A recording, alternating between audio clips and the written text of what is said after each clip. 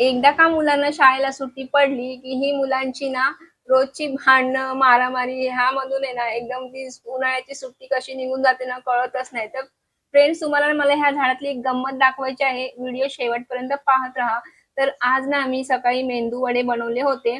मेंदू वडे म्हणजे दही वडे आपण मेंदू वड्याचेच बनवतो. तर दही वडे बनवलेले. तर त्या वड्यांसोबत मी चटणी सुद्धा बनवलेली आणि माझा मुलगा आहे त्याला फक्त सुकेच वडे खायला आवडतात. तर बघा एवढ्या सर्व भानगडी करायच्या म्हटलं ना, की किचनचा ओटा पूर्ण भरून जातो आणि सर्वात अगोदर मग मी तो नाश्ता झाल्याच्या नंतर किचन स्वच्छ करून घेतला आणि ती जी भांडी निघालेली होती ना, ती सुद्धा घासून घेतली. किचनचा ओटा रिकामा झाल्याशिवाय पुढे जेवण बनवायला काही सुचत नाही. तर मी ना हे पार्सल मागवलेलं.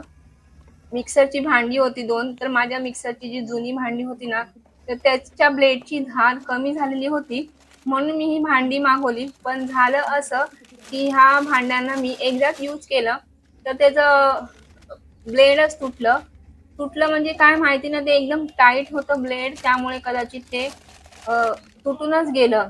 तर त्यानंतर मी विचार केला, की हे डबे तर चांगले आहेत, ते तर यूज करता येतील. त्यामुळे मी हे पार्सल काही रिटर्न केलं नाही.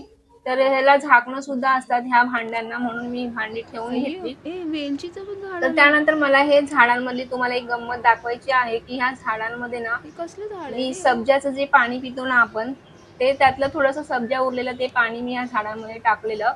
तर त्या झाडांमध्ये ना सब्जाच्या बिया सुद्धा उगवलेल्या आहेत. त्याआधी हे बघा, हे जे आहे ना, काय ते समजत नाही रे. इलायची सारखं दिसतंय, पण ते इलायची नाही आहे, पण सेम इलायची सारखं दिसत आहे.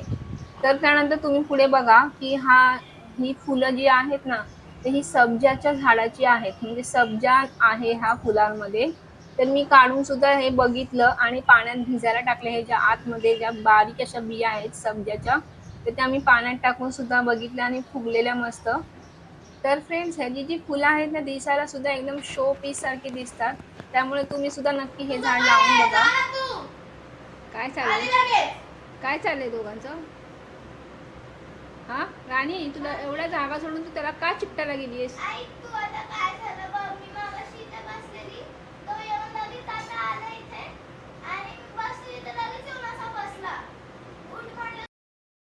तर हे आता उन्हाळ्याची सुट्टी पडलेली आहे. तर आता आपल्या घरामध्ये म्हणजे ज्यांच्या घरात मुलं आहेत त्यांच्या घरात हे तमाशे रोज पाहायला भेटणार आहे.